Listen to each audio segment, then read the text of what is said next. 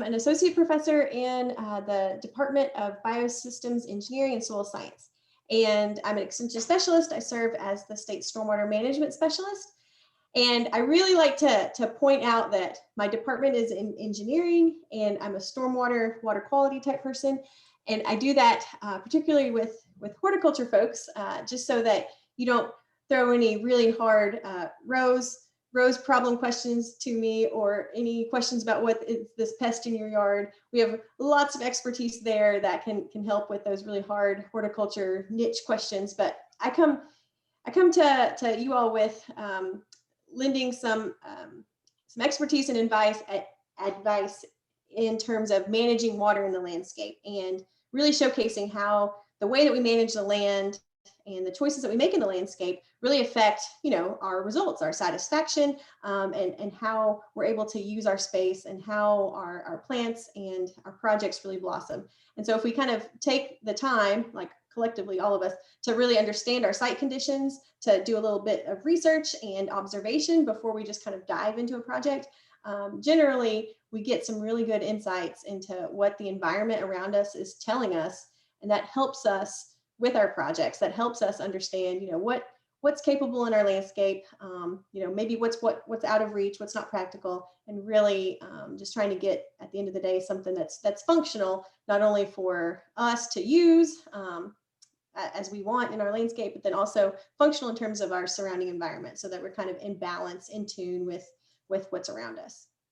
So with that, we'll just kind of dive right into chapter 4, Stewardship and Water Management in the Landscape. So our goals for today are to introduce stewardship, just the general concept. We're going to start with the big picture, and then we're going to work our way all the way down to what stewardship looks like in our very own backyards. We're going to talk a lot about my favorite topic, which is water in the landscape. We'll talk about how Tennessee is a very unique state, that we have a lot of unique and valuable water resources throughout our state. We'll talk a little bit about how the soil, plants, and water are interacting in our landscape. Again, kind of going back to site conditions and understanding how doing a little bit of homework and observation can really help us get the biggest impact that we want in our landscape.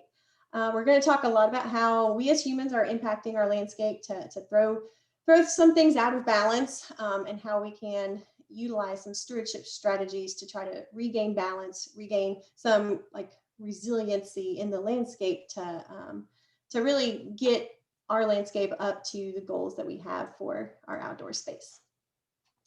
So with that, we're going to dive right on into section 1, and this is Introduction to Stewardship. And when we think about stewardship, it probably is really easy for us to think about some of the big picture, big global challenges in terms of the environment that we hear about on the news, that we see pictures of, like this. This is an image collected by NASA from satellites of this big picture of a challenge here that really showcases the direct connection of what happens on the landscape affects the water downstream. So here we've got a bay, an estuary, and we can see, of course, the water is very turbid, it's very muddy, it's very cloudy. And we can just imagine that something happened in the landscape that allowed all of this soil to be eroded from the landscape and washed into this bay. And we can also imagine, what kind of impacts that is having on the ecosystem there, the living creatures that live in this space. And, typically our estuaries and bays and these ocean environments are really sensitive to challenges like this. So again, kind of putting my engineer's hat back on, when I think of this challenge, it really is that you draw a boundary box. We think of things in systems, right? So if I draw my system boundary around the landscape that drains, that the water runs off of, that drains to this estuary, something is not in balance there. And it's resulting in this eroded soil, this sediment being leached into the ocean, and potentially could cause all sorts of problems, not only for the environment, but then also for if we need to use this water, if we rely on the fisheries there, if we want to go out and go sightseeing for recreation, for tourism, all sorts of impacts here. So kind of starting with this big picture concept, one really good example of how the land is connected to water and how our actions in the landscape can create these imbalances that result in these issues that at the end of the day are really impacting our quality of life. So one example at the kind of big picture here, of course, not many estuaries in Tennessee. So I'll bring some regional biodiversity to the table here. And of course, I reside in Knoxville. I've been here 10 years. So when we all think about stewardship, we're probably thinking, we all probably have a different vision of what conservation and stewardship and natural resources is. And I know for me, when I think of stewardship and conservation and nature, like my mind immediately goes to this pristine landscape that we have here in East Tennessee and the Smokies. And I wanted to share with you all a little report that I actually found that talked about the biodiversity, the unique biodiversity that we have here in Tennessee.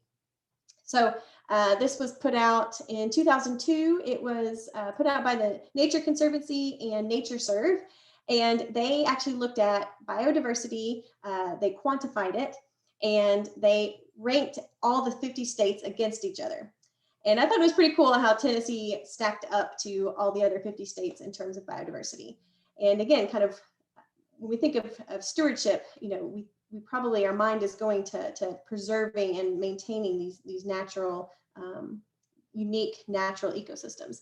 So they looked at different kingdoms and ranked all the 50 states. And in terms of vascular plant diversity, we ranked in the top half. So with over 2,400 vascular plants found in our great state, that put us up there at 17th among all states. And then when we look at amphibians, we jumped up really big. We actually ranked 4th out of all states. And when we think about amphibians, of course, they need water to complete their life cycle. So again, my favorite topic, thinking about how much valuable water resources our state has, it's no surprise that we have an abundance of these amphibians that rely on that resource to live. Which brings us to our next kingdom here, which is freshwater fish, and we actually ranked 2nd there in freshwater fish. And you might be thinking to yourself, well, if we ranked 2nd with 283 species, who ranked 1st? And wouldn't you know it, that state to the south, Alabama, claimed to have 284 species of freshwater fish. So I like to think maybe 1 or 2 of our species just kind of went for vacation down there and then came back up. And so we'll really claim that title. How about that? So freshwater fish, again, kind of linking, showing us that we've got great biodiversity in our water resources related to our water resources.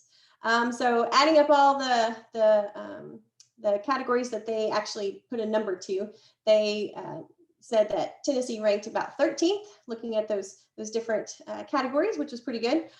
But then they also ranked all the states in terms of something else that wasn't as positive, I guess. They also looked at what is the likely risk that our biodiversity is experiencing.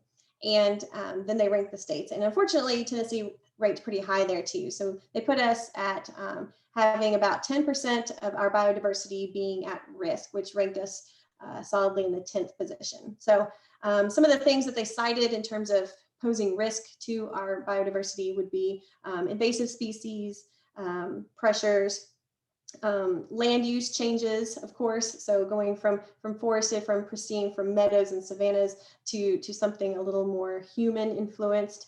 And even isolation. I believe it was Hawaii that ranked top as far as risk because they're so isolated. So if they had a natural disaster, then their likelihood of losing their biodiversity would be pretty high. So interesting report there that I just wanted to share with you guys, and feel free to look it up. You can find it really easily. I think it's called the biodiversity of the 50 states.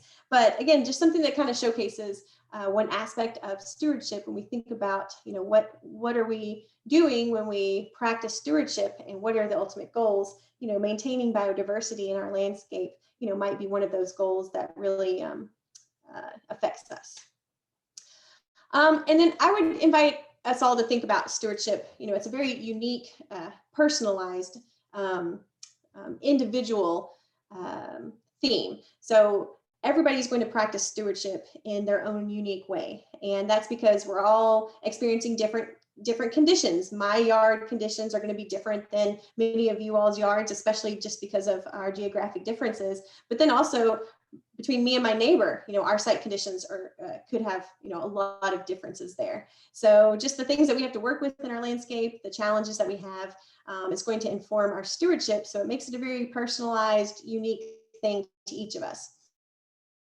But then we also have all of our unique land ethics. You know, the way that I treat the land and treat the resources, you know, is going to be very personalized to me. And each of us are going to kind of come to this idea of stewardship and conservation with our own personal goals. So I like to say that as long as you're kind of thinking about your needs and future needs and the environment around you, there's really no wrong answer when it comes to stewardship, because we're all going to have a different goal in mind, different conditions, and different ways of practicing stewardship. So with that in mind, I was just going to share with you maybe some of my personal goals in my landscape that I'm kind of working towards, just to maybe pick up some ideas, or maybe give you a fresh look on maybe starting some new goals, or revitalizing some goals that maybe have fallen by the wayside for you. So for me, I'm really interested in seeing more birds in my yard. And I'm sure that many of you guys on the call, since you're gardeners, probably have a similar goal in mind. So I really want to do things that are going to attract birds to my yard, and really increase diversity of birds that I can see at my feeders. Being a water specialist, I do love the amphibians. So I would really like to create frog habitat wherever possible in my landscape. So I'm going to choose stewardship strategies that are going to speak to inviting frogs and preserving them in my landscape. I'm fortunate enough to live really close to a creek, or I'm on a creek, so I've got some of that proximity working for me. And then a lot of us probably have, you know, pollinators, and attracting pollinators, butterflies, bees, all these beneficial insects, attracting them to our landscapes and into our yards for a variety of reasons. You know, maybe you just like the way they look. Maybe you are really in tune with the way they function in terms of the landscape. Maybe you've read all the articles about how our pollinators are in peril across the world, and we all like to eat. So, you know, helping the pollinators really helps us maintain our food source and our food security. So all sorts of different reasons why attracting pollinators into your yard might be one of your goals. And with that, you know, just for me, utilizing native plants as being that mechanism to do that. So again, just kind of sharing with you a little bit of my take, some of my stewardship goals, hopefully kind of sparking some ideas. And I'd like for you to just kind of think about what your stewardship goals are, how you might be currently practicing stewardship in your landscape, and then maybe some opportunities where you can, you know, adopt some new practices, some different practices, and really just kind of think about, you know, what is it you'd like to see in your landscape, and how do we get there? So I've used the word stewardship like 1,000 times, I think, already. So let's put a definition to it. So by definition, stewardship is intentional actions that are focused on a range of natural resources, and we're always considering both present and future needs. And present and future needs might mean for your present day versus next year, or that might mean our present generation right now, and then future generations as well. So we've got kind of multiple scales working here. So by definition, stewardship is a set of intentional actions that are going to focus on a range of natural resources, considering both present and future needs. So another question that might be coming up in your mind is, you know, what exactly are we stewarding here when we think about those actions and maintaining something for the future? And collectively, a term that could describe those valuable things that our environment around us are providing to us, like pollination, like the ability to swim in our creeks and rivers, and to get fish out of them, and all sorts of things. A term could be used, ecosystem services is that term that is describing all these benefits that we as humans gain from our environment, our ecosystem around us. So ecosystem services kind of is that term that really describes all those benefits that we get. And when we think about ecosystem services, just kind of for an example, well, I'll say my example till after we talk about some other examples. Broadly speaking, ecosystem services are, they all relate to human well-being, and there's 4 general categories that ecosystem services would fall into. So the first one being supporting. So a set of ecosystem services that support human well-being. So these things, for example, like soil formation, nutrient cycling, primary productivity. All of these things are happening in the environment around us, and they're really just forming that support system for life on Earth. So that's why they're kind of in that supporting category. And they're really supporting the things that are providing for us as humans. So the provisioning category would be how our environment and our ecosystem provides food, fresh water, fuel, fiber, structural materials, timber, lumber, rock, biochemicals, and genetic resources. So these are all examples of provisioning ecosystem services. So we are getting something out of our environment. The third category generally is regulating, and regulating ecosystem services would be things like climate regulation. So having a biosphere, having something that buffers out some of these extreme weather patterns. I know it's kind of hard to think, well, we've had a lot of extreme weather recently, like where's our regulating ecosystem service going, right? I think it's taking a break. But there still is that buffer in our biosphere, in our environment, helping to minimize some of those extremes.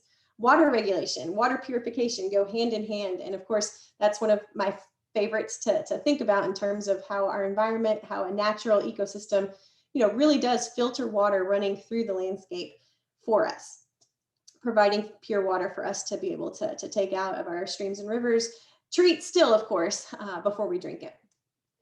And then disease regulation, another good example of how, just providing a buffer against some of those extreme disease outbreaks, just by nature of having this buffer, this environment around us. And the last, the last ecosystem service category here would be cultural. And these are things that probably pop to mind, most easily here. So of course, aesthetics. We all, I assume all of us being gardeners on the call, we enjoy being out in our garden just for the aesthetics, for recreation, for giving us something to do, something to enjoy.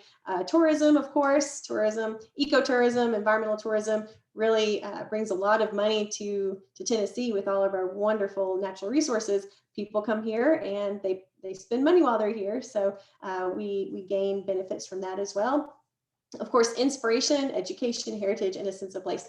All of these are examples of how we as humans really do benefit from our environment around us, and it improves our quality of life, having these unique aspects in our environment around us. So, and I'm sure that many of you have read, over the past 10 years or so, just all the studies that have been shown, like just getting outside, getting some time in nature, even just walking along a greenway, just being around plants, around vegetation, being in the sun, all of these things just really somehow working to keep us healthy. And when we don't have access to that, it tends to harm us as humans. So 4 categories of ecosystem services right there at play. Just some more direct examples of what that might look like in our communities everywhere. So again, air and water cleansing, working for us in the environment right there. Water retention, as long as we're not building in the floodplain, we're going to have places for that water to go. Controlling erosion and sediment. That first big picture that we saw from NASA, of course, erosion and sediment. Erosion is a natural process. It happens by gravity flow of water, but when it's out of whack, when it's out of balance due to some forces, that's when it becomes a problem. So just naturally, that system is in balance when we've got a functioning ecosystem. Pollination, waste decomposition, and treatment, soil building. If we didn't have organisms doing the decomposition in our landscape, man, we'd be up to our eyeballs and all sorts of stuff, wouldn't we? soil building, nutrient cycling, all these things, again, kind of happening in the landscape around us all the time. And when I do similar activities with 4-H and youth audiences, I always kind of start with an example of ecosystem service. It can be really hard to understand like what that is like tangibly. But I try to draw a parallel between, a service that we pay for every day. And maybe this isn't a good example for 4-Hers, but the thing that came to my mind was dry cleaning. That's a service that you pay for. You take your clothes to a dry cleaner, they give you a service. You pay the people and you get to take your clean clothes home, right? But all of these services are provided by our environment around us. And, I don't know about you guys, but I didn't get the bill from the bees last month to charge us for their pollination, right? So these are things that we are gaining, for free, as long as we can maintain a healthy ecosystem around us. So when we think about, that dry cleaning bill and how we're not getting our bee bill, the thing that we're doing though is really adopting practices and making sure that we're maintaining a level of the environmental function that we need to make sure these things are still happening in our environment around us, right? So when we think about it, these stewardship practices and more kind of on the front end, trying not to degrade our ecosystem, that's really how we're paying for these things, just to make sure that they're there for us in the future. So as with everything in life, though, of course, everything's a trade-off. So really when we think about stewardship and the ways that we are going to work to sustain a healthy environment around us, it is always thinking about, how are our current needs being met? And then what are the future needs that we see on the horizon? And it's really a balance that is leading us to a sustainable practice, right? So we need to meet our current needs, of course, but we also need to consider those future needs. And so we're always kind of working in this trade-off between, what do we need now, and then what do we need to make sure that we're doing to make sure that we've got these ecosystem services in the future too. So kind of heavy stuff here, a little bit philosophical, but it really does set the tone, I think, for the rest of our material here as we talk about water resources and we talk about stewardship practices. So our learning objectives for this whole chapter are to appreciate the responsibility of stewardship and the impact that we can have as educators, as Tennessee Extension Master Gardeners, with our communities around us. Become familiar with watersheds, one of my favorite topics, and how our actions impact the soil and water health in our areas, and to learn the 9 basic principles of a Tennessee Smart Yard, and to be able to share those concepts with our communities around us. So we're gonna cover all of those in the next little bit here. All right, so let's get to section 2, water in the landscape, and of course starts with the water cycle. So if we kind of dust off our memories back from probably elementary school, you guys all probably saw something like this image depicting the water cycle. But we can't start talking about water in the landscape without really acknowledging that, we all are connected by water through this water cycle. And this water cycle is just moving water from sinks and storage areas through different processes, through our biosphere, through the landscape, through our very own backyards. So we're going to talk about the water cycle and kind of pieces of the water cycle, all the way from this big kind of landscape global scale that we see here, all the way down to what is the water cycle looking like in our own backyards? How is that water cycle working? And what do we need to do if that water cycle is not functioning the way that that is in balance, or in a way that is giving us what we need? So when we think about our water resources and how land and water interact, the first thing that we think of probably are our mighty rivers that run through the landscape. And this was a graphic that I found, actually it was on Etsy, but I just thought it was a wonderful, colorful way to show our major river basins. So the way the surface water is moving through the landscape, how topography and the land really inform where that water goes. And of course, that big pink river basin you see right in the middle of our country there, the largest river basin we have is the Mississippi River. And I would venture to say most of us, I would think, you never know with technology these days. I usually am able to say all of us right now are sitting in the Mississippi River basin somewhere. But with technology these days, I guess we could be just about anywhere and tuning in.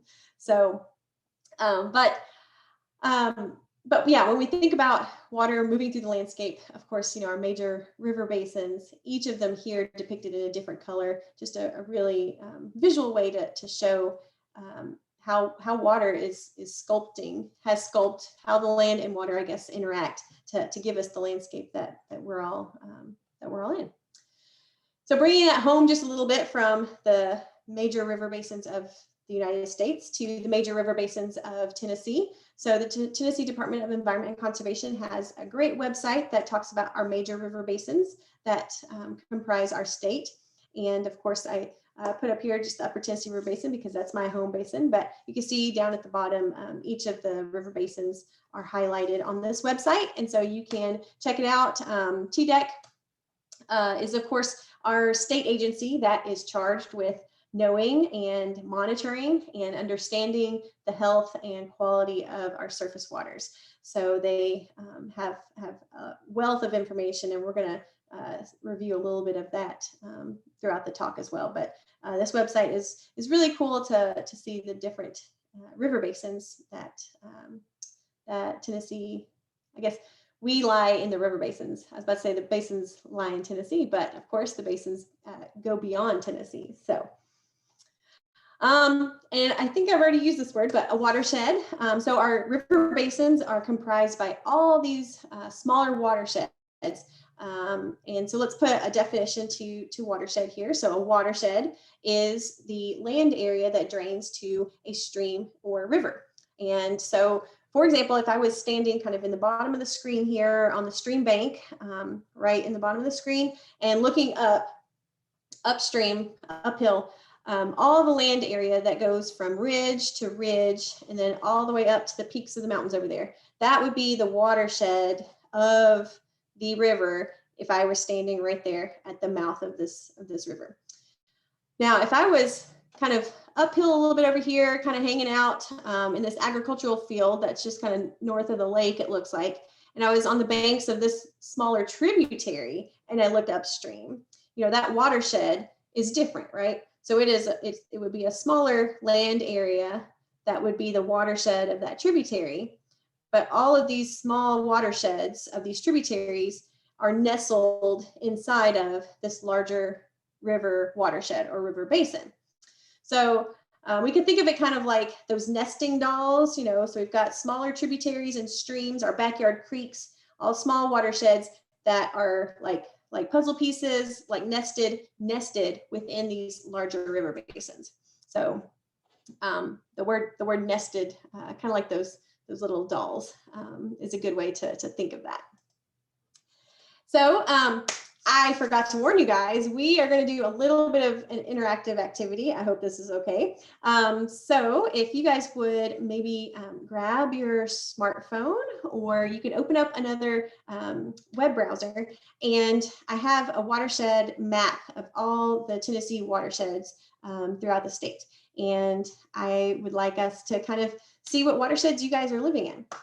So you can also pick up your phone if you have one of those handy QR code readers, scan that QR code right in the middle of the screen there, and that should take you to this tiny link, or open up a browser and go to tiny.utk.edu/watersheds.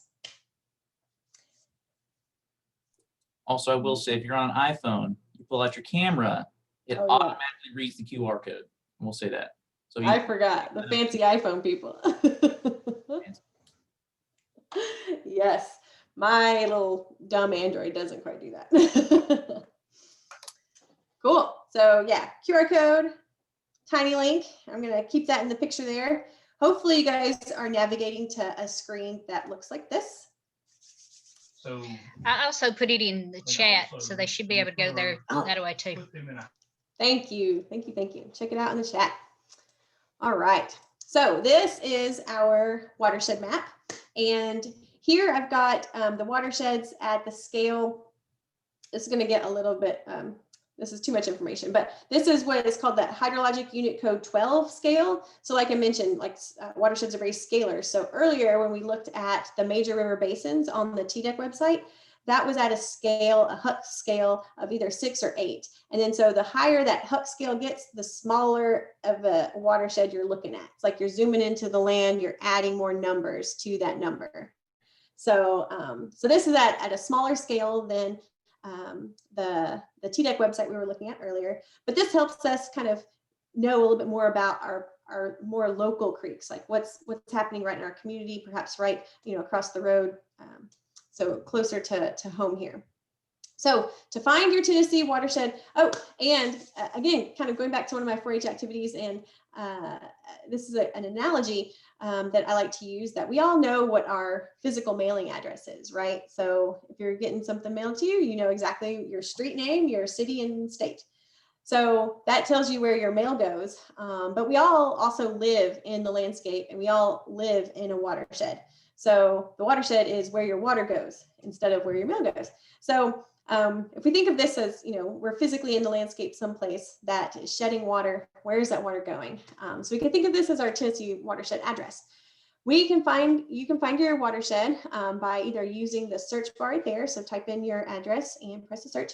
If you've got your location sharing on, you can use the little geolocate button that's right there. Or you can just use the zoom tools that are in your screen and kind of zoom in. If you use the locate or the search bar, it might zoom you in really, really close. You might have to back out just a little bit so you can see some landmarks in the land there. And then click on the screen where your house is or where your point of interest is. You could be checking out your school or your church or wherever you're interested in finding. But when you click on the screen, hopefully a little box will pop up, and that is telling you what watershed that you live in, what that point of interest lies in. So here, this example, I'm clicking here just really close to where I am, just across the river actually. This is in Roseberry Creek, and that's a 14 square mile watershed that drains to the French Broad. So please see what your creek name is and your major river basin that it flows to, and maybe jot those 2 words down, because we're going to make a little word cloud. Oh, I think I already put my example in there. All right, so I would like to know what your Tennessee watershed address is, and I might actually try to clear my responses. How do I do that right now? There we go, clear responses. We don't want any French Broad in there. You guys aren't going to be in the French Broad. So we can do this 2 different ways. So you can pull up another browser and go to polev.com/aludwig001, or you can open up a text message box and text the number you're going to send your text message to is going to be 22333. So in the to line, you'll put 22333. And then here's an example for that, that watershed I was just in.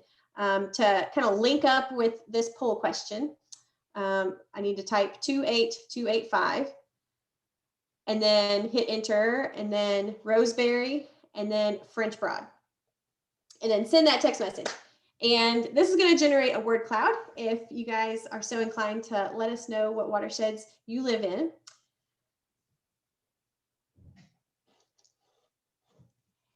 And the cool thing about watersheds is that since they're kind of nested within each side of, okay, here we go. Yes. Okay. So we got the Tennessee, the duck. Awesome. Since we have smaller watersheds, each of us are probably living in different smaller watersheds, but you guys are probably living in watersheds that drain to the same bigger river. So since there's that nested quality of those smaller watersheds comprising the bigger river basin, if we kind of reach critical mass here where we can get some folks to share with us where they are, we'll should start to see the bigger river names coming out as bigger here in our word cloud. So word cloud works that with the frequency, the bigger, I forgot to also say, let's leave out creek and river, but that's okay, we'll get it too. So the way the word cloud is, the the frequency, the more frequent the entry is, the bigger that word's going to be, right? So of course we've got everyone's living in a creek that drains to a river's watershed. We've got the Tennessee River, the Elk Middle, love it. I know the Richland is one of the tributaries there, and the Duck is one of the bigger basins as well. We did this beach, nice. We did this with, I did this with a group of about 100 folks the other week, a couple weeks back. And I guess there's probably a critical mass of people that we need to have a big word cloud, but it really did start to bring out, of course, many of us, it was a statewide program. So the Cumberland came out really big, the Tennessee came out really big, and then we had the Forkadeer, of course, came out really big as well. So starting to look pretty cool here. So yeah, beach 48. Is that I'm curious if that's the name of a creek, is 48. In the Knoxville area, of course, we've got like First Creek, Second Creek, Third Creek. You know, I always joke that somebody's like super creative with the way they name creeks around here. So cool. All right. Yeah, so we've got quite a few folks, at least a couple folks living in Richland Creek watershed. And yeah, in the Tennessee River Basin, Lower Tennessee River Basin. I see that coming out. Nice. Good deal. What? We do have Yes? a question in our chat is how could you show all the watersheds within one county on a single map? Which might be more technical than we're getting into tonight. Oh, we can do this for sure. So maybe this is a project that we can do with the Master Gardeners later, but yeah, yeah, we can do this in that program in ArcMap. We can bring in our county boundary, and then we could bring in the layer that shows all the boundaries of the watersheds, whatever scale we're interested in. I think Huck 12 would probably be a good scale. And then we can filter all of those watersheds for the ones that are just overlapping with Giles County or your county of interest. So we can make that happen. I hope that answered the question. Technology these days is just amazing. And I remember when I was in grad school, like making my figures for my papers and using ArcMap, the desktop version, you know, it was very laborious. And these days you can make maps like that just in a browser window in the cloud using all of the information that's on the cloud. So you don't have to spend time downloading data. You just kind of retrieve it, you make your map, and then bam. It's like there's little icons and buttons for all of that. So Rena said you got our question, so yeah. Technology is Okay, amazing great. as compared to what it used to be. I know, yeah, fantastic.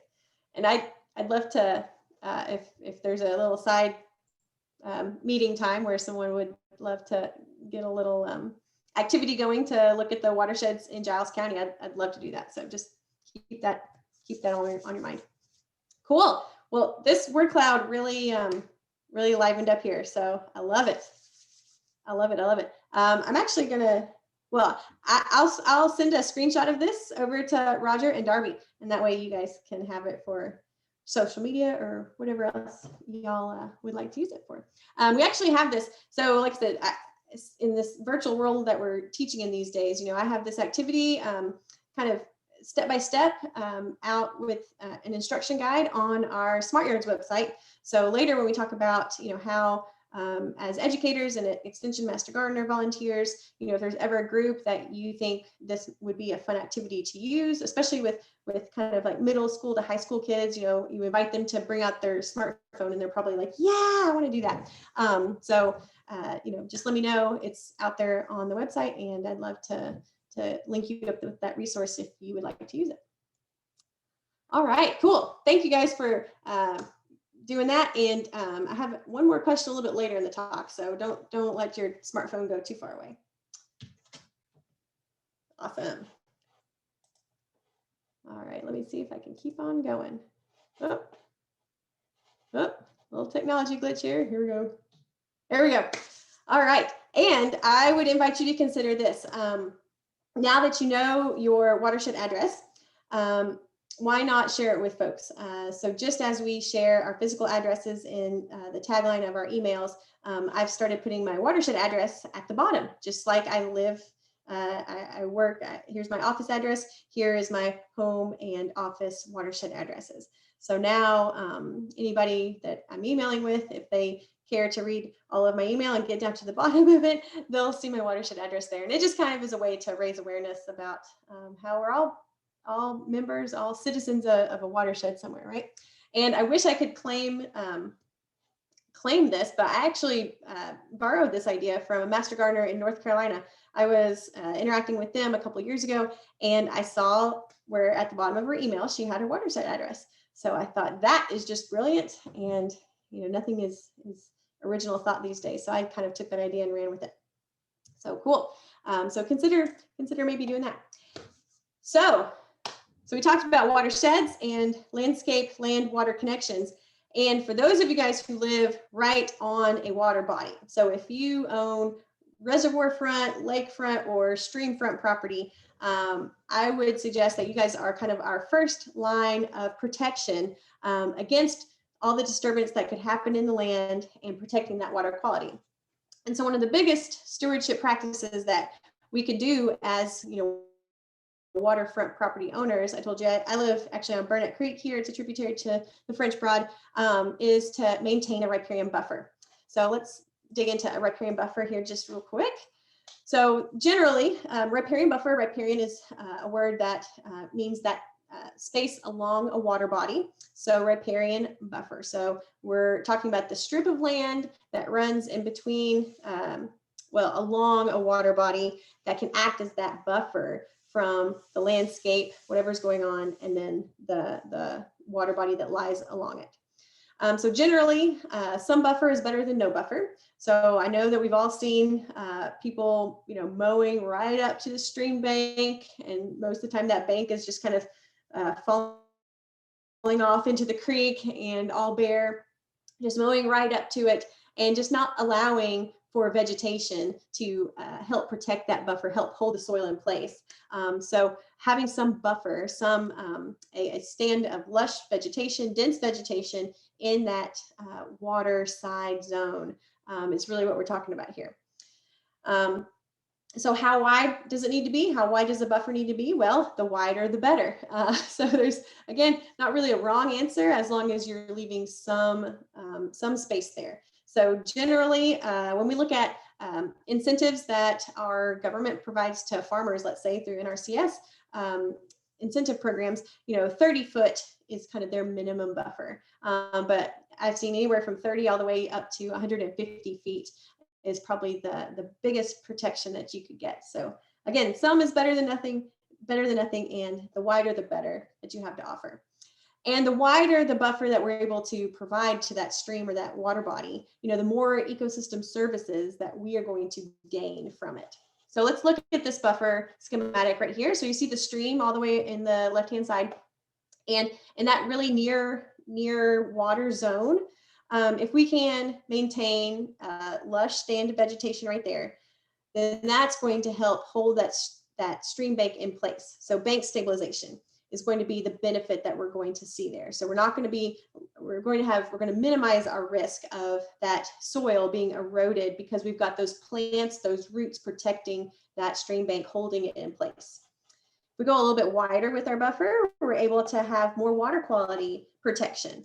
So like I said, all this land use that's happening up here on the right side of the picture. So whether it's our house, a golf course, a shopping center, whatever it is, an ag field, if we can have a little bit wider buffer there, then there's more space for that water to filter through the vegetation, more opportunity for the ecosystem there to suck up all those nutrients and to really get the sediment and anything that might be washing off that land, really just retain it in the buffer and keep it out of the water. If we go a little bit wider, like I said earlier, if we maintain a nice floodplain, then we've got some place for our floodwaters to go. So flood control is a good ecosystem service there.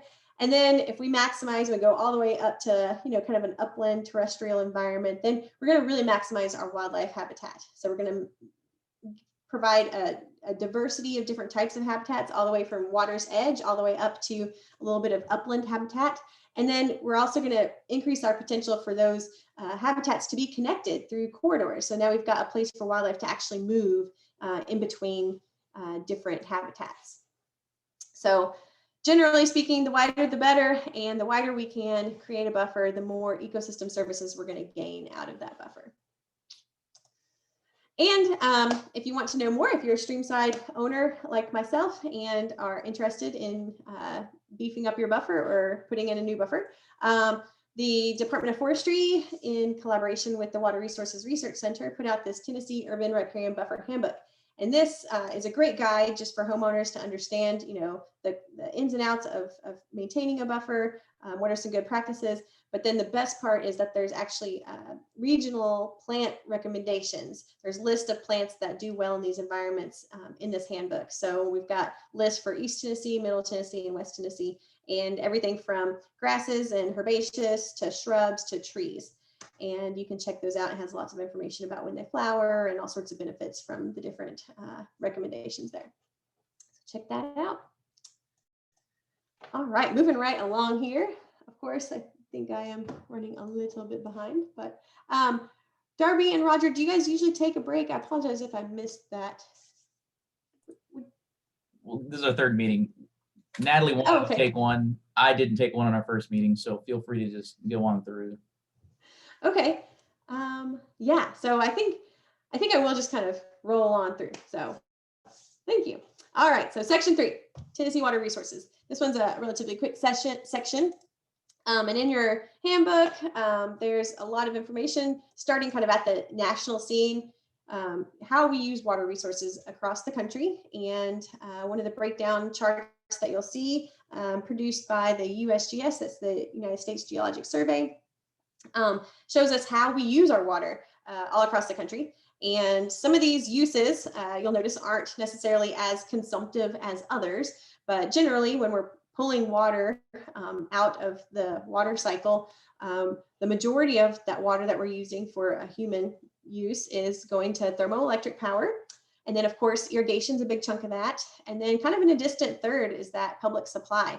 And that's probably one of the things that the majority of us, are using from day to day is that public supply.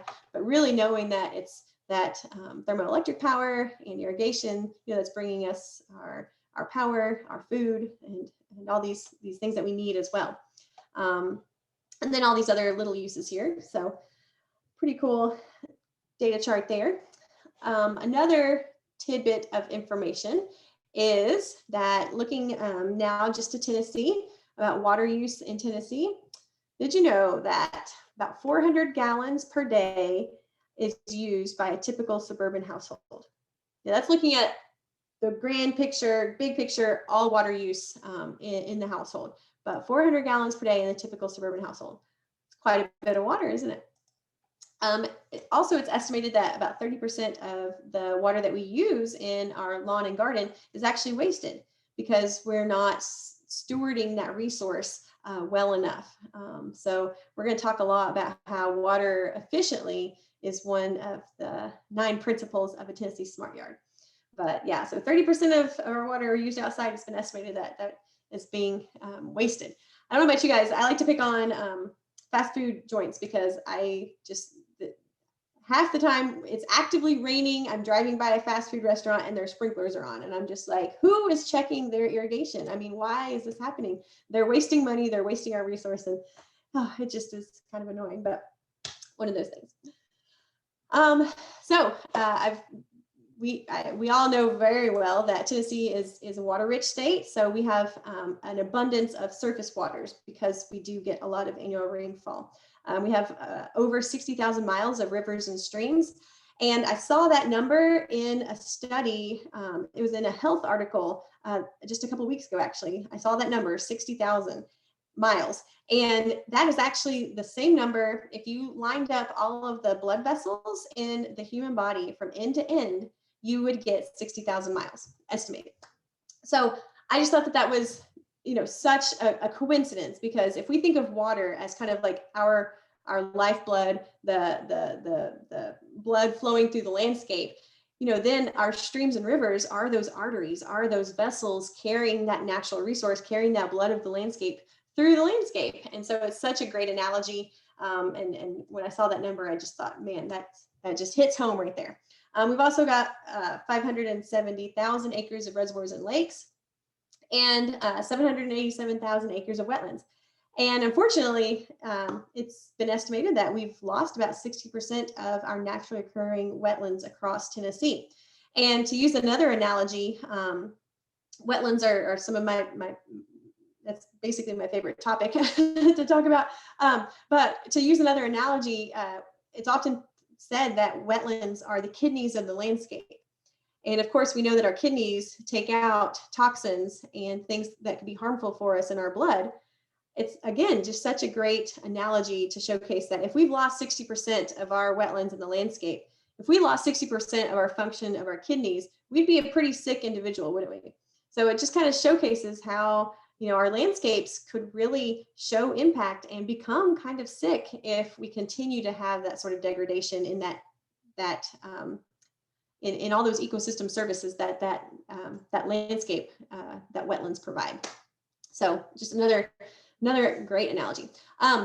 So again, going back to the Tennessee Department of Environment and Conservation, TDEC, they actually have these designated uses for our streams. So just as they're charged with understanding the quality of the water in our streams, of course they need something to measure it against, or some benchmark.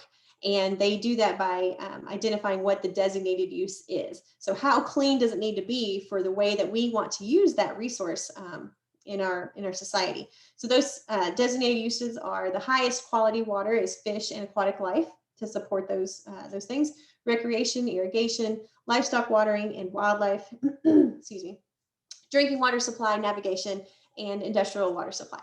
So those are the designated uses, and each of those kind of carry then a quality level of attainment that is needed to support that designated use. Oh, there we go. And to kind of link that in with some data, so TDEC reports every 2 years to Congress. By law, they have to report the quality of our surface waters to the EPA, and they do that in this annual water quality assessment. And so here we see a map of all the streams that flow, that are on that water quality assessment. And of course, we see several different colors here. You can imagine being a red stream is not a good place to be as a stream. So this means that you can see in the key that all the red streams here are not supporting their designated use. So basically the water in that stream is not of a quality that supports whatever that designated use is in TDEC's eyes. So it's not of a quality that would allow us to use it for recreation or go fishing in it, or whatever that designated use is. Of course, the blue lines are fully supporting. So that means that that water quality is good enough for whatever we need to do with the water. The gray streams that you see here are actually not assessed. We really only have the manpower in our state to assess about 50% of all the streams in Tennessee. And unfortunately, the TDEC, their budgets and workforce kind of just keeps on getting smaller and smaller. So unfortunately, we only have about 50% of the streams we actually have monitoring data on. So all those gray streams are not assessed. And when you look at this kind of statewide picture, you can kind of see some patterns when we think about, what's going on in the landscape related to where these red streams are. And, when you look at the East Tennessee and Middle Tennessee, you can kind of see a relationship with where we know our densest populations are, where our urban centers are. And then when you look out in West Tennessee, it's a little bit different of a story there. That one of the most common source of pollutants there would be, of course, the agriculture that happens in West Tennessee, and the historic moving of streams to allow us to grow the crops that we need to out in West Tennessee. So that modification of stream channels has led to some of that degradation there. So just kind of a statewide snapshot of that. And you can find all of the water quality monitoring data that TDEC has available for us at their data viewer. There's a website right there, TDEC Online, DWR, Division of Water Resources. They've got just a great wealth of information. It's kind of an interactive map where you can click on the streams and it pulls up the report. It actually tells you, what are the pollutants of concern and where does TDEC, where do they think, hypothesize that those pollutants are coming from. So pretty cool stuff there. All right. So let's get to section 4. This one's kind of a short section as well. So we're going to look at soil, water, and plant interactions here.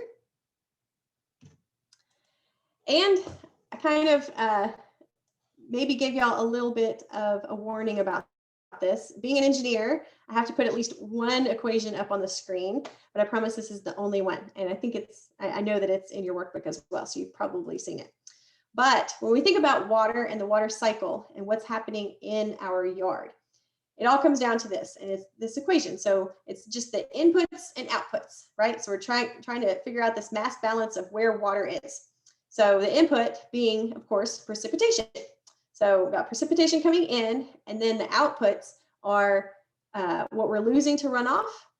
So minus runoff, and then minus I was about to say evapotranspiration, but I guess, yeah, evaporation. So what we're losing to evaporation from plants and soil.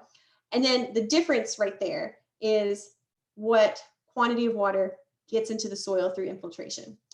And this whole section is all about how infiltration is the magic I word, because if we can have infiltration in our yards, then we were going to have successful plants. We're going to have happy, healthy plants in our landscape. So infiltration is the magic word here. We're trying to get that precipitation. We're going to lose some of it through runoff. We're going to lose some of it through evaporation, but we're really hoping to get that water into the soil profile so then it becomes available to our plants to use. And it decreases the amount that's running off downstream, and it decreases the risk of that runoff carrying all those pollutants that we talked about earlier. So at the end of the day, infiltration enables uptake of plants, which supports transpiration. There's the transpiration word, which is essential for plant growth and survival and health. So again, infiltration really just being that magic I word. So there's quite a few things that influence infiltration. So here we're gonna have just a cartoon of a healthy soil structure. And you can see here, the soil structure here has your texture particles in it. So your sand, silts, and clays has some organic matter in there. But one of the dominant things that you also see here is all that pore space, all that air space. And so when rain comes, when the precipitation falls, it hits the soil surface, there's actually that space in your soil profile for that water to make its way through the soil profile through infiltration. So the soil has structure to it, and that structure is allowing those pore spaces to remain open in between rain events. So when the rain comes, that infiltration can happen, and again, allowing that water to be accessible through the roots of the plants. So movement of water into the soil from the ground surface, infiltration. All right, and so some of the factors that are going to affect infiltration being surface cover. So what's going on at that soil surface? Soil type. We talked a little bit about texture. So sand, silt, and clay can help describe what your soil type is. And so we're going to see how the sandier the soils, the more infiltration that soil will have versus our nice Tennessee clays. Soil organic matter, the abundance of organic matter in your soil will affect the structure and the infiltration capacity of your soil. Soil moisture, if it just rained yesterday, of course, that's going to influence how much water is going to get into the soil profile if it rains again that next day. Compaction. Urban soils are just run rampant with compaction issues, left over from construction of your house, all the traffic that we do in our yards and our landscape. So soil compaction can really harm infiltration capacity. Intensity and duration of precipitation. Of course, when rain comes so hard and we don't have surface cover to protect that soil surface, the intensity of that precipitation and how long it falls and works on that soil surface can kind of have a surface sealing effect and influence infiltration. And slope, of course. Slope is kind of like tangential, because really to have infiltration, it's infiltration, the units of infiltration is a quantity of water moving down into the soil over time. And to have over time, if you have a really steep slope, that water is not going to be sitting around on that soil surface for very long. So you don't have that opportunity time for the water to get into the profile because it's running downhill with gravity. So that's how slope interacts with infiltration, just decreasing the amount of time that water has to interact with the soil surface and get into the profile. So a little demonstration. I know a lot of my colleagues across the state use this at farm days. So here we've got two scenarios. This is a little mini rainfall simulator we've got going on. We've got one scenario on the left. So let's start with the left. You see we've got a nice cover over some soil happening there versus on the right, we see just the soil, no cover at all. And above those two plots, if you will, we see a little bin, and when we add water into our nice rainfall simulator and the water interacts with the soil surface and we measure what happens after that, we can see we've got two bins of water. We've got one bin collecting what water's coming out the bottom through infiltration, and then one that's collecting what's running off the surface. And so let's look at the right-hand side first, our no cover, just soil. We see in the bottom bin, not a lot of water happening in the infiltration bin, lots of water running off. And we can see that that water is pretty turbid, especially when we compare it to our left side here, where we've got cover of that soil is protected.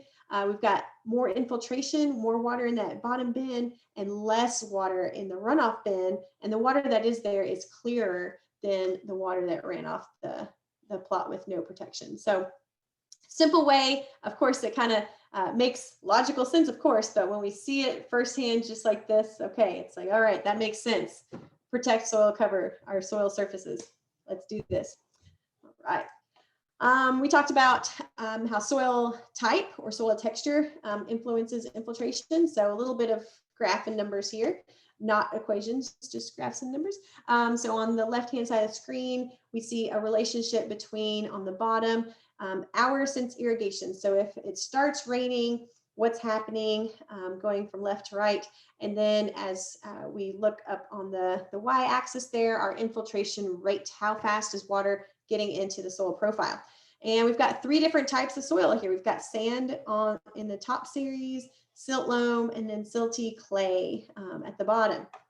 And so we can see when we turn on the irrigation, when the rain starts, we've got our sandy soils having a higher infiltration rate at the very first bit of rain, followed by that silt and then clay. And then even as we reach kind of saturation, as the irrigation keeps on going, as it keeps on raining, so we're moving to the right-hand side of the screen, we see that sand maintains a higher infiltration rate even at saturation relative to silt. And then our clay is going to kind of bottom out there at a pretty low saturated infiltration rate. And a little bit of numbers over on the right to kind of show us what that looks like. And then compaction. So this cartoon is showing us what happens to our soil structure when compaction is an issue. And here we see, like we did in our previous cartoon, we see the sand, silt, clay particles. We've got some organic matter in there. But when it starts raining, we don't have those pore spaces because they've been compacted, they've been squished out. If we were doing this in a face-to-face version, I usually travel around with a bag full of demonstrations of props. And I usually have a sponge, and I just say, this is what happens when you squish your sponge and all that air leaves your sponge. There's no place for that water to go. And so this is happening with our soils when we experience compaction issues in our soils.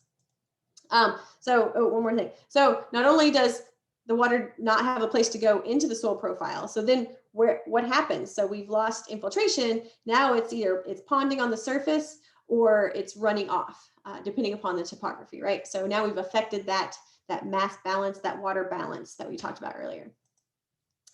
And so speaking of losses, some other losses here, soil and plants lose water. Another loss would be directly to atmosphere by evaporation, of course. So not only, what is being lost from the soil surface or from open water surfaces, but from this water that's intercepted on the surface of those plants being evaporated straight into the atmosphere through that process. So that's another loss in your landscape. So we could think about the more vegetation we have, the more layers of vegetation we have, and the more protection on the soil surface we have, we'll have increased infiltration, increased evaporation, and again, less water to have to deal with in terms of runoff at the end of the day.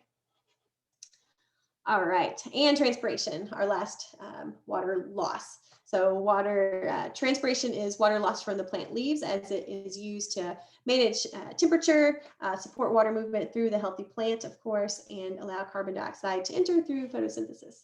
So our third loss in that water balance equation. So all of those processes, of course, leading to plant growth and survival, healthy plants, because that water was able to get into the plant roots and be taken up by the plant. All right, so big picture takeaways here. Water is available in soil. The available water in soil depends on infiltration, magic I word, and the water holding capacity of that soil. So all those different conditions we listed earlier, and water use by plants depends on evaporation and transpiration losses, which are strongly influenced by the environment. All right, so that was a lot. We are clocking right along here. We've got 2 more sections, and we're going to jump right on into human impacts. So again, water-rich state. Here we are in Tennessee. You see here a map of the distribution of our average annual precipitation across the state. So each color indicates a different average annual rainfall. And you can see that anywhere from around 45 all the way up to close to 80 inches of rainfall fall from the sky onto our landscapes in any given year. So from Mountain City to Memphis, we get a lot of rain. And this is all well above the national average of about 33 inches per hour. So if you take into consideration all the places across the country, I know there's parts of Texas where I looked it up, it's like it gets 9 inches of rainfall in a year. Whew, I don't know what you grow there. Not our plants, that's for sure. But so our whole state is well above that national average of kind of right in the mid 30s. So it's a water-rich state. That means that there's a lot of water kind of in our landscape, a lot of opportunity to capture that water, to use it, but also a lot of challenges in terms of how to manage that resource. So I love to use Google Earth to showcase some of these challenges that we have imposed through our activities in the landscape. So Google Earth is a great tool to allow us to see the landscape as a raindrop sees it, so from above. Here we have our nice Tennessee landscape here. I've used the historical toolbar. There's a little icon that allows you to roll back the clock and look at historical aerial imagery from previous years. And so I rolled back the clock to 2002, and we can see this landscape. You'll notice off to the left, this is a nice reservoir waterfront property here. And if I were to ask you what the dominant color in this picture was, you would of course say green. And green, of course, indicating that there's a lot of vegetation in this landscape right here. Sure, we've got little bits of brown here and there, but generally speaking, we've got soils that are protected by vegetation, and in many of these little parcels in multiple layers of vegetation. So when we think about the water balance here, all those pieces we just talked about, they're all at play here. And we can imagine that when it rains in this landscape, there's going to be, quite a bit of infiltration because we've got that protected soil, we've got that vegetation, we've got interception happening. So generally speaking, we've got a pretty healthy water balance here because we've got that vegetation.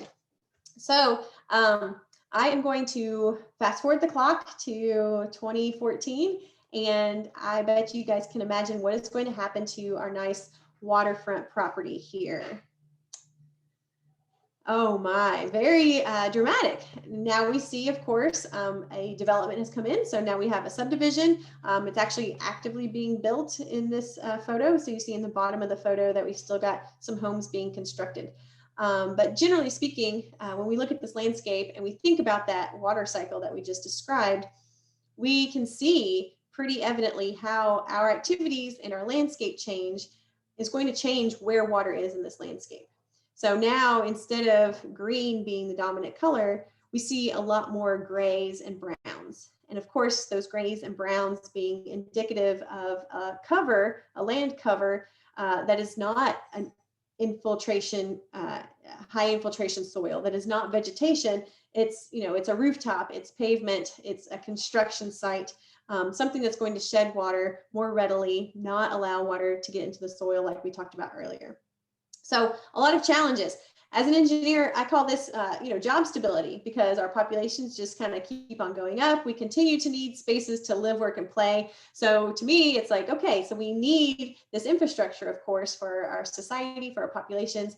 And then the challenge is, how do we manage this water cycle, given that we've disrupted where that water is in the landscape? So we're going to have a lot more water running off, a lot more kind of hanging out at the surface versus getting into the soil profile and infiltrating in places for that landscape to soak it up and give us that ecosystem service that we expect it to have.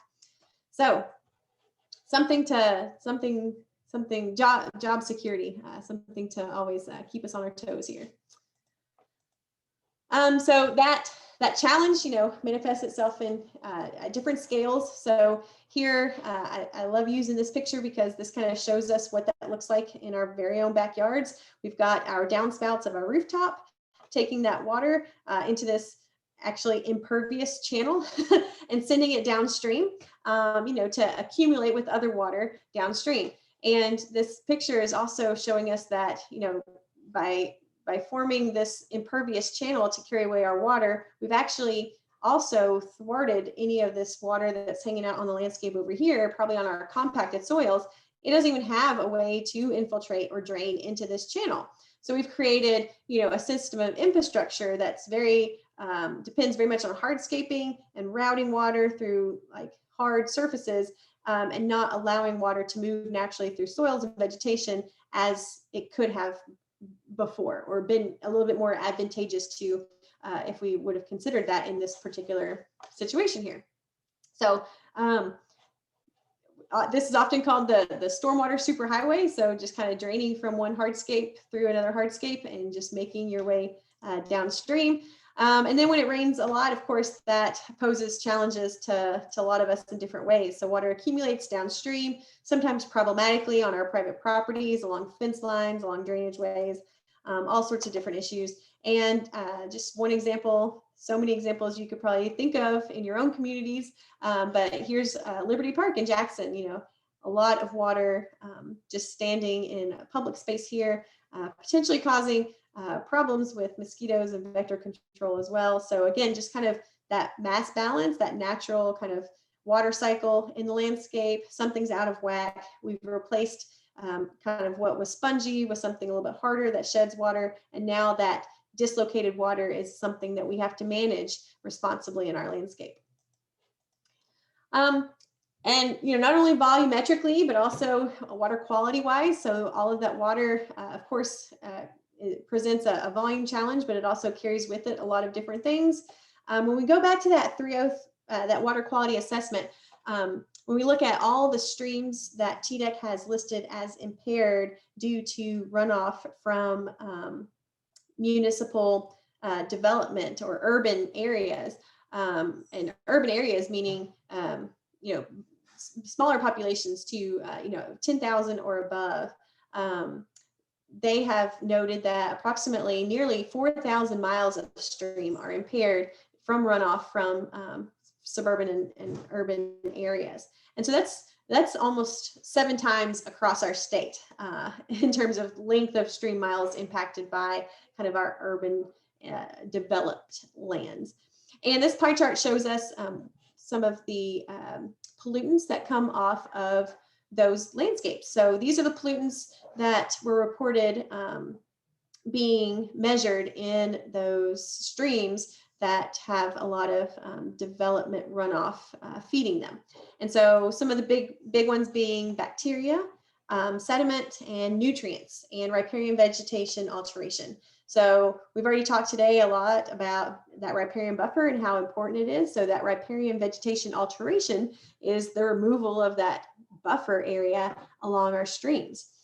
Nutrients, of course, we could think of over-fertilization, all sorts of different things happening that could leach nutrients into the water cycle, bacteria, anything from, leaky sanitary lines, septic systems, but then also, just not scooping the poop, not picking up after your pets, all sorts of sources of bacteria. Again, this is coming from the more developed watersheds. So, of course, we think of agriculture as well, but these streams were listed as polluted from urban sources.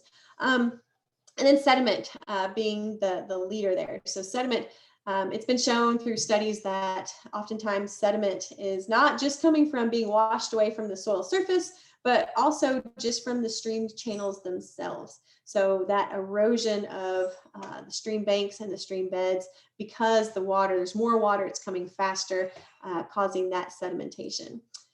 And here's just some pictures kind of showing what some of these challenges look like. I took this picture actually showing a challenge, for our communities related to that sediment issue.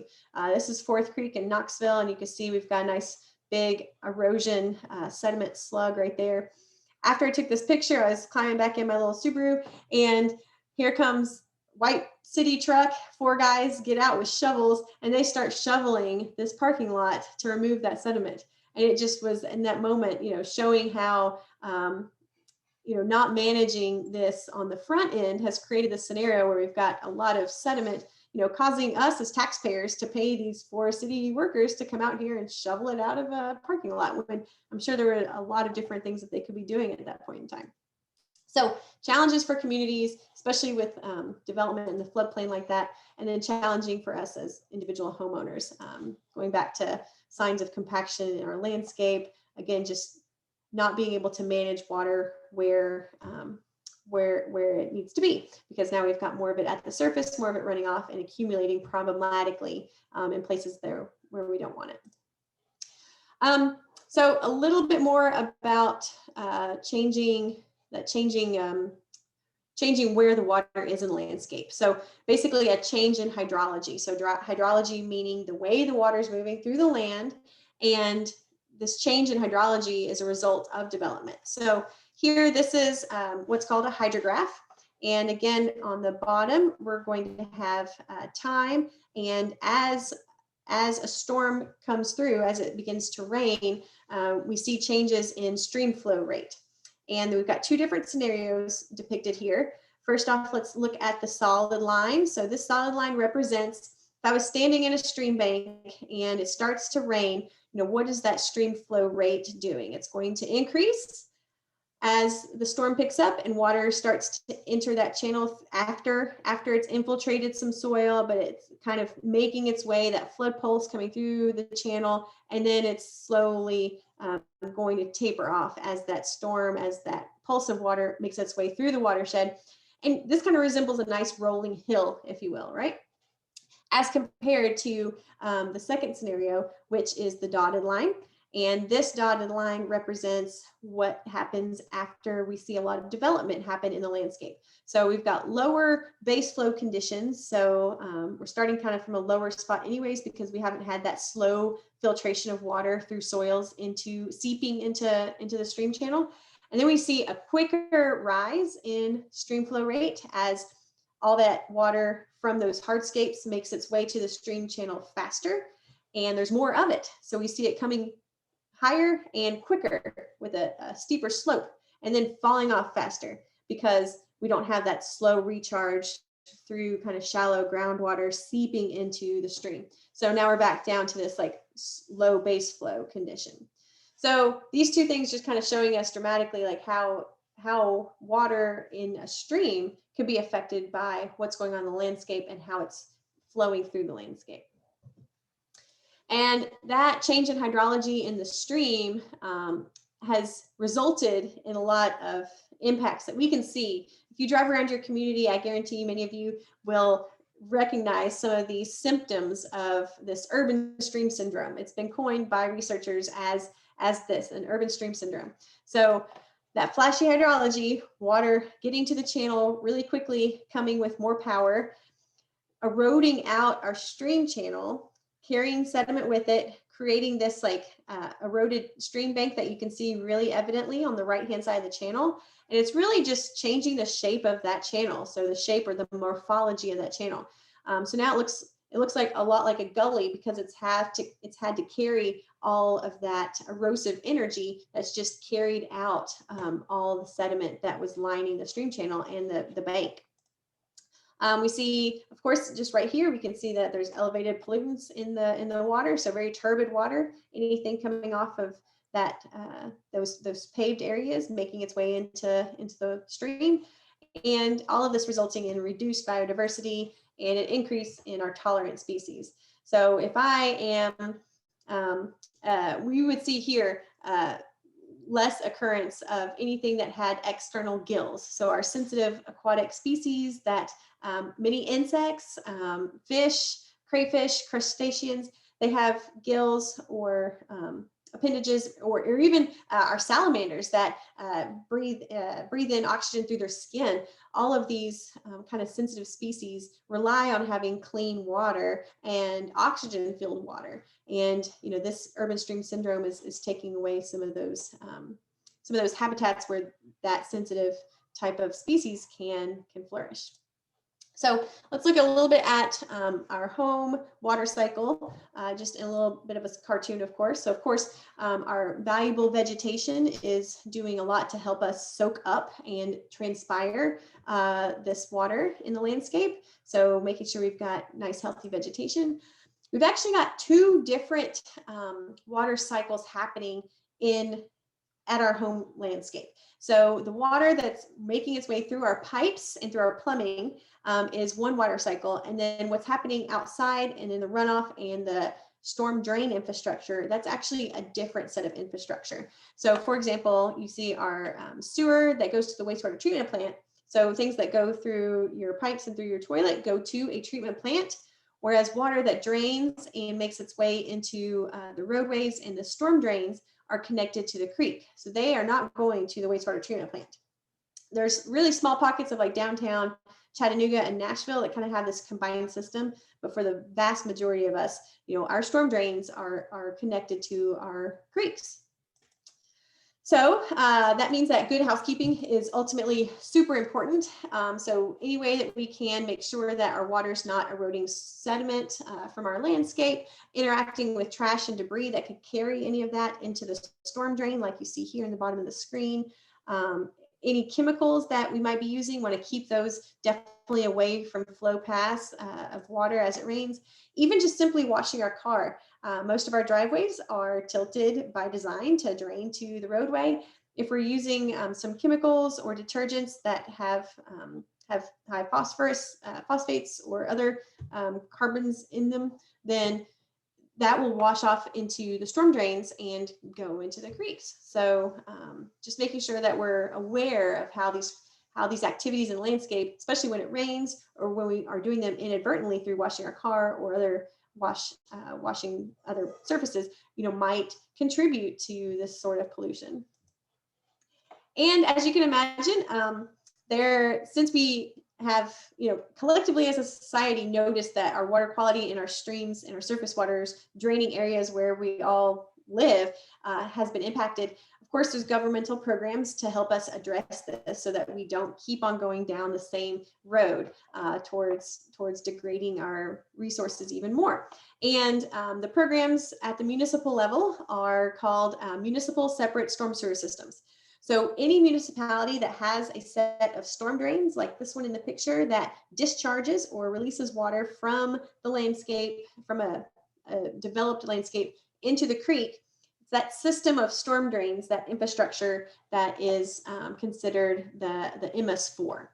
And of course, the permit from the state that helps us manage our water resources in this style a little bit better. So it's all related, going back to the Clean Water Act, of course, and this permit program was rolled out in 2 different phases. In the 1990s, it was rolled out for phase 1, big cities. So anything with populations of 100,000 or more. So Knoxville, Nashville,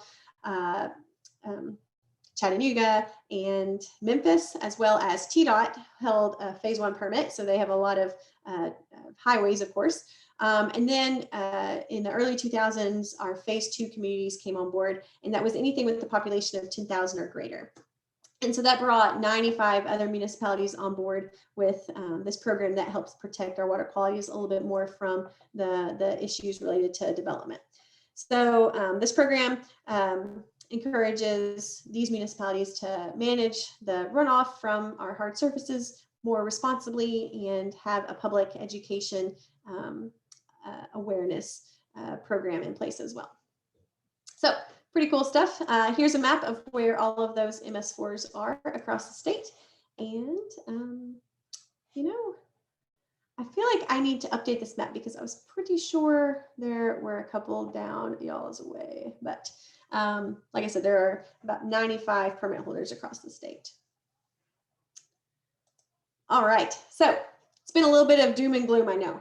We're going to get to some stewardship strategies to help us all kind of become the solution to a lot of these challenges that we see in more of our, as we develop land more and more across our state, but then also really to get back to our stewardship goals to whatever they might be. Like I said, for me, promoting bird biodiversity, frog habitat, and inviting pollinators into my space. So last section here is stewardship strategies. And this is all revolving around a program that we have that's really complementary to Master Gardeners. So you guys are getting a wealth of information and foundational knowledge in anything horticulture related. And this program really aims at building on that expertise, but then also opening the door to people who have not gone all into a Master Gardener program and making stewardship and sustainable landscaping practices attainable for any Tennessean in their very own backyard. So Tennessee Smart Yards, we have a suite of resources that is available, again, to any Tennessean to do from the comfort and safety of their own home. We've made it completely virtual, so I'm going to share some of those resources. But then I also invite you to think of this as something that is ready-made for you as an extension Master Gardener, volunteer, and educator to be able to share with your communities. We've got a set of resources, promotional materials that we would share with you if you would be interested in going to your neighborhood association, reaching out and having a gardening club, to your local library or church or any sort of organization that you think would be really excited to do something like this. It's kind of one of those programs that with your foundation education in horticulture through Master Gardeners, you would be an ideal person to kind of welcome this type of thing into other communities. So first question might be, what is a smart yard? So a smart yard is one that is in balance with the local environment for the benefit of both people and our ecosystem. And we get there through a small process of first starting with education, of course. So here's our kind of roadmap to what how we accomplish a Tennessee Smart Yard. So first off, learning about your yard. So inviting folks to really see what they're working with, learning about good practices, identifying opportunities for improving their landscape, setting goals, again, kind of knowing what, how they want to utilize their landscape, what they would like to invite into their landscape, working towards their goals with achievable actions. We have a yardstick of actions, recommended practices that if we adopt these practices, we will start to see these benefits in our landscape. And then once you reach a certain level of actions, then we're ready to certify the landscape as a Tennessee Smart Yard. And then of course, we want everybody to tell everybody and their neighbors to join on board as well. So it's a very action-oriented program, and it all kind of starts with our playbook. Here is the Tennessee Smart Yard Workbook, and we have a suite of actions that are all organized under 9 foundational principles. So these 9 foundational principles, if we can practice actions related to these foundational principles, then of course we're going to have a more sustainable landscape, something that works for us, but then also considers our environment, our landscape around us, really so that we're not, working against challenges. We're trying to work with what we have instead of against it, and really just trying to reap the benefits of it that way. So each of these 9 foundational principles has a set of actions, and the way the program works is that there are about 72 inches worth of actions that are out there in our workbook that our program provides expertise on.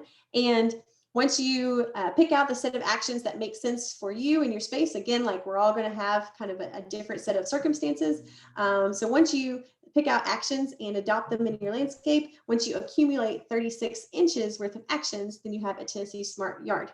36 inches in a yard. Yes, play on words. And again, we can't really take full credit for this. This program was actually started by our friends at Florida Cooperative Extension and has been adapted to states across the country, specifically also in the Southeast, to deal with water quality from residential spaces.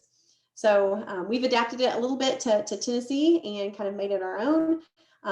But this is just one example. I'll go through each of the principles real quick to give you an idea of some of the practices that we would advocate for towards certifying a yard as a Tennessee Smart Yard. I think my dogs have made it inside. All right, so right plant, right place, foundational principle number 1. So some of the actions that would get you inches towards a smart yard would be just to evaluate your space and determine what you and your family need from your landscape, and making sure that you've set some goals for your landscape. Assessing yard conditions, so light availability, soil characteristics, topography, all these things, and putting them into a sketch. So again, kind of understanding what conditions we're working with in our landscape will help inform some of these other activities. Sketching out your yard, again, setting in some long-term goals, grouping plants according to site conditions, removing invasive exotic plants, and incorporating native plants as much as possible, and preserving existing vegetation when you're doing any additions or any land disturbance activities, making sure you're saving those trees. All of these things would get you inches towards a Tennessee Smart Yard. Second principle, managing soils and mulch. We talked a lot about soil compaction. So if you notice that you've got some soil compaction issues, addressing that. Using organic pine straw, pine bark, leaves, or hardwood mulch in place of a synthetic or dyed variety. Using mulch to maintain that healthy water cycle with your soils. So retaining moisture in the soil profile, protecting that soil surface, acting as that soil cover that we talked about earlier, and then protecting all of your soils either with mulch or vegetation to minimize erosion.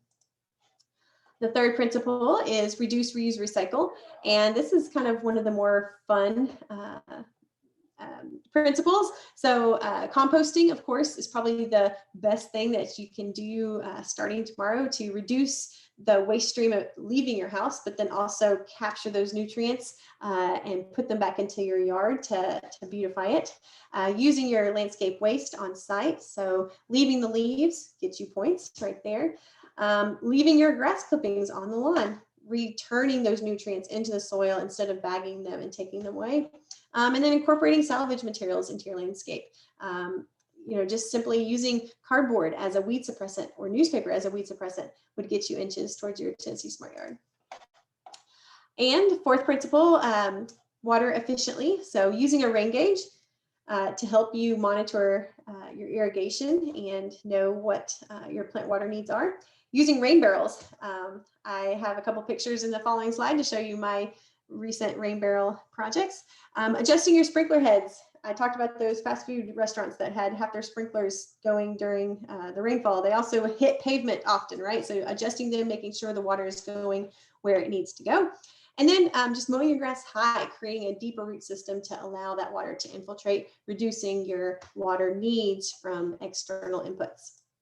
And just some quick pictures of my most recent project this past winter, creating some rain barrels. I actually got these rain barrels on my way back from creating a rain garden in Giles County at the Giles County office. So some Tennessee barrels right there. Don't mind the chickens. Fun projects. So making a rain barrel gets you some points to Tennessee Smart Yard. Fertilizing appropriately. We talked about how nutrients are a huge issue in surface waters draining residential areas. So just making sure that you're fertilizing appropriately, correctly, and not right before it's about to come a gully washer like it is later this week. Managing yard pest, simply getting outside and scouting for pests regularly. And then not only noticing when you've got the bad pests, but then also recognizing that if we're trying to create a healthy landscape, and we know that pollinators and other insects are hugely valuable to our ecosystem, particularly when it comes to providing pollination to our food sources, understanding what is a good pest, what is a bad pest. And when we see signs of pests in our yard, is it a beneficial insect that's part of the ecosystem we're trying to nurture, or is it something where we need to take more action? And then choosing to use mechanical controls, cultural approaches instead of using chemicals as little as necessary. So managing pests appropriately, integrated pest management, choosing where we put plants to try to deter some of those insects. Or increased predation. I have a backyard wetland, and the amount of dragonflies that I see roaming our landscape has just gone through the roof since we put that in. And dragonflies are huge predators of mosquitoes, so really like that one. My favorite one here: reducing stormwater and pollutants. So disconnecting your downspouts and putting them into perhaps a rain garden. Using more permeable surfaces for your hardscapes instead of impermeable surfaces, so pavers or vegetated areas, and practicing that good housekeeping like we talked about, scooping the poop, washing your car on the lawn instead of in your driveway that sheds the water into the storm drain system. So I'm going to dive a little bit into rain gardens here. First off, a little schematic to show us what a downspout disconnection might look like. So simply, instead of that downspout going to a hard channel or even into an underground storm drain system, letting that water nurture water-loving plants and creating a garden bed out of it. So here's what a simple downspout disconnection could look like. And then going all in, what a full-on rain garden could look like. So this downspout was actually buried underneath this turf, and it popped up over here since we had a little bit of topography to play with. And this is a depression that captures that runoff from the rooftop. In about an inch of rain, this rain garden is going to fill up with about 2 to 3 inches of standing water. We've got some nice mulch and amended soils, all of these native plants with really deep rooting systems working to create that sponge and infiltration in our soils and creating this rain garden. And really can't say enough about how the plants are really the rock stars of rain gardens. So making sure we've picked a variety of preferentially native plants because they do have deeper, stronger, more complex rooting systems than some of the non-native alternatives. So there you can see right there, just native aster, rock castle aster, I think is that one. Just how much roots are in that little like quart size plant right there. And we've got lots of different interesting plants that would thrive in a rain garden. There's a collection of rain garden plants that we've seen work really well in Tennessee landscapes, collected in an iNaturalist collection you can find on our rain garden website. Just some of those. Nine bark, I know at least here in this part of Tennessee, nine bark is, you can find it along, this is a picture I took along the French Broad right here, just downstream from our place here, a nine bark just on the hillside there. Really beautiful blooms. The straight species has green leaves with these white blooms. Pollinators really like them. All sorts of cultivars out there to give you different color foliage and different color shades of blooms, I should say. Blue flag iris, very water loving plants. You can plant it kind of in the bottom of your rain garden depression. Here you see some, this is actually at the UT, on the UT campus in a Green Street planter box right there with some Fothergilla right next to it, but you can see the curb cuts happening there, but a line of nice structural iris plants there. Of course, our milkweeds, anything from swamp milkweed, kind of in the bottom of your rain garden bowl, your wettest soil, up to butterfly orange milkweed and common milkweeds kind of around the perimeters would be great, beneficial insect attractors as well. Lizard's tail, again, kind of moving back into the bottom of the bowl of the rain garden there, a nice, very aggressive grower, but if you've got a place that you want to get covered, lizard's tail is a interesting, provides these little kind of white blooms that look like lizard's tails. Joe Pye weed.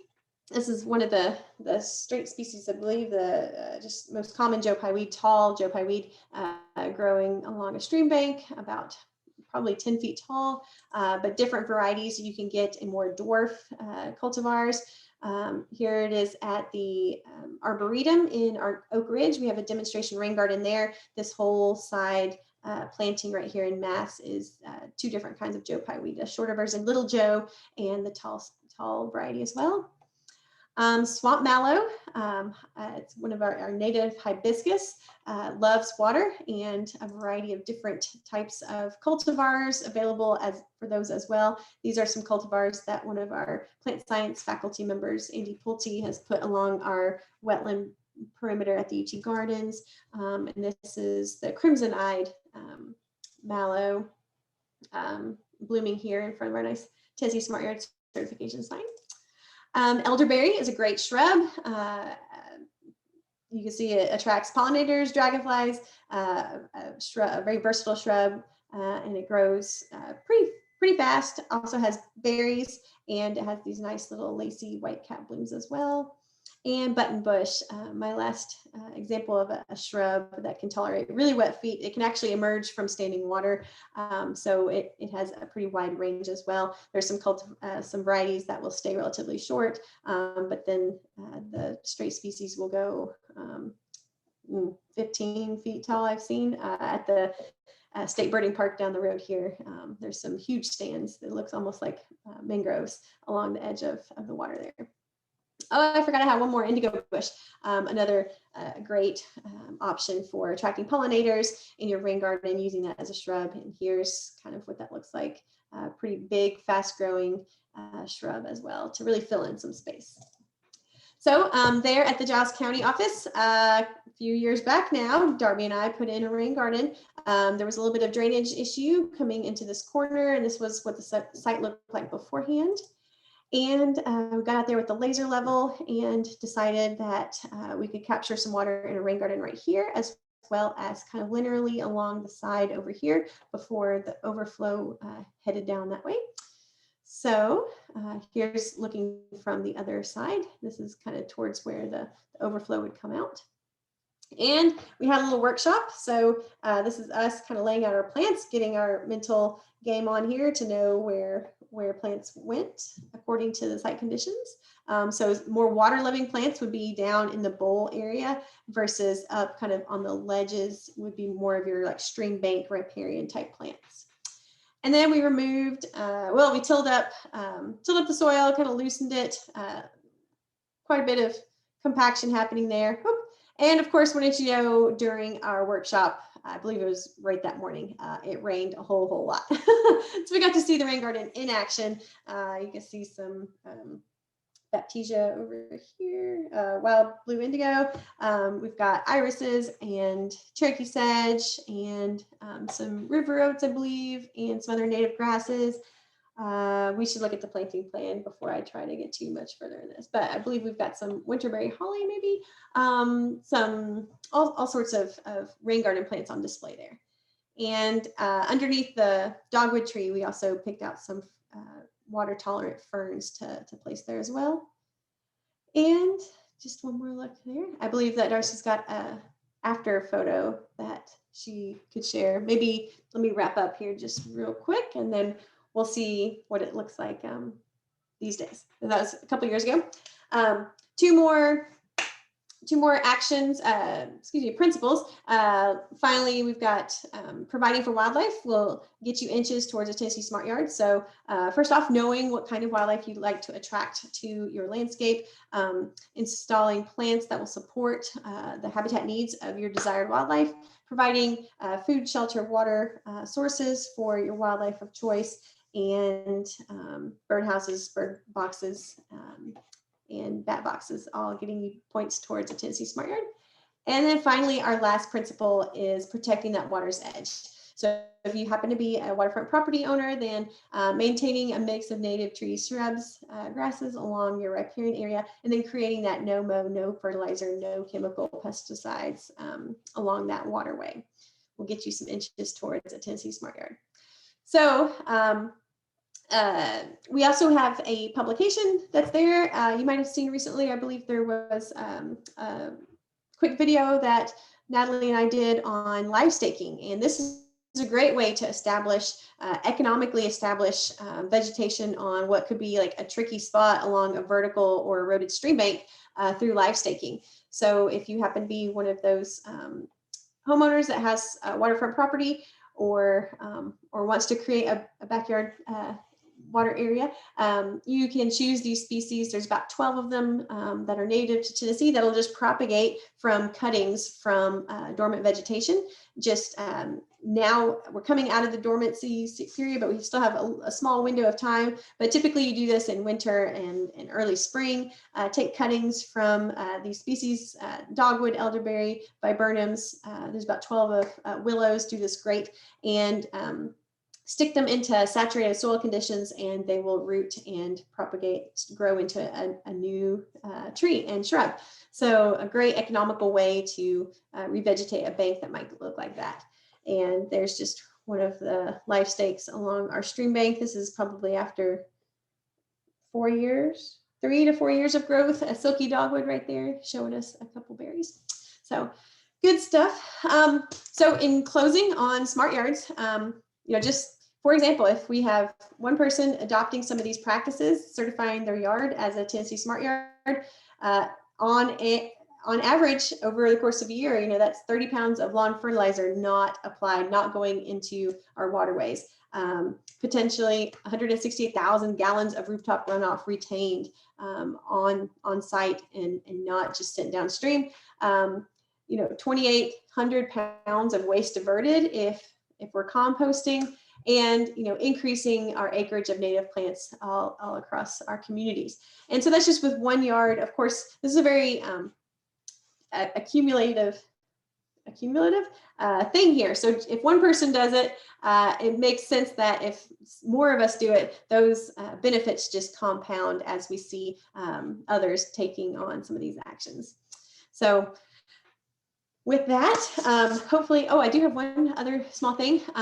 When somebody becomes certified, they get online, they tell us, so there's videos online. So the whole process is that there's videos online about each of the principles. And then after people have filled out their yardstick and adopted these practices, and then they come back and they report to us, they certify their yard. And then that makes them, they get their official PDF certificate sent to them with their name and address on it. And then they become eligible to purchase the official yard sign. And for $30, that includes shipping, people can display to others their stewardship accomplishments.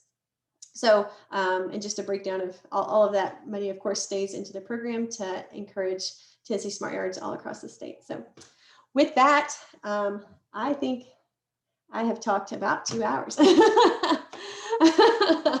Roger knew I could do it. Yeah, I've heard this presentation several times, and you always learn something every time you listen to it. So I hope I say kind of the same thing, or at least not counter. I've ran out of words. I hope it's the same message every time. Along the same lines, it's always good. Are there any questions for Dr. Ludwig at this time? This would be a great time to ask her anything. Can I show y'all one more thing? I forgot. I'm so sorry. To wrap up my personal story about frogs, this is my home landscape. This is something you should never do, probably, is show people your home landscape. But I am so excited to hear chorus frogs this time of year. Can you all hear this? Can you hear that? No, you have to share your sound. Oh no, how do I do that? Okay, hold it. It's up in the top, or where your bar is. You go all the way to the bottom. There should be 3 dots, and if you look down, the lower section of that should be share your sound. Thank you. Nope. Yeah.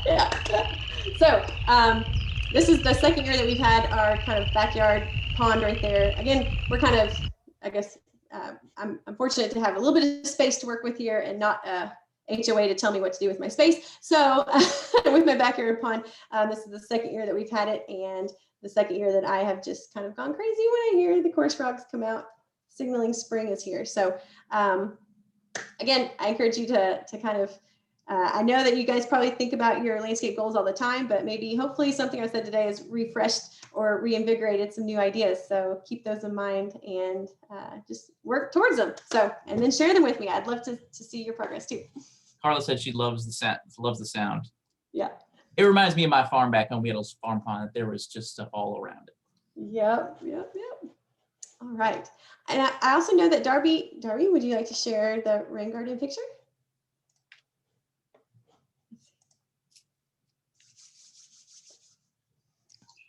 She might be tending to a little one, huh? No, Oh, here we go. This is what our rain garden looked like in 2019. So I was pregnant in 2019 and I didn't get out into it a whole lot, but it really grew, and we've got to get in there and do some revamping on it. But it has done really, really well. And I think my pH is wrong on it. And so we planted stuff without checking pH, because I thought, oh, it's going to be, about 6.5, which is what most of Giles County is, 6.5. And I think this spot is closer to like 8. Mm-hmm. So my anise trees did not survive. I think I've lost all of my anise trees that we had, or anise bushes or whatever they were that we planted, but I lost the anise that was in there. No, that makes sense, because a lot of the runoff, that comes to that area comes off of that roadway and those sidewalks, and the asphalt, well, the concrete, I should say, tends to increase the pH of soils. So,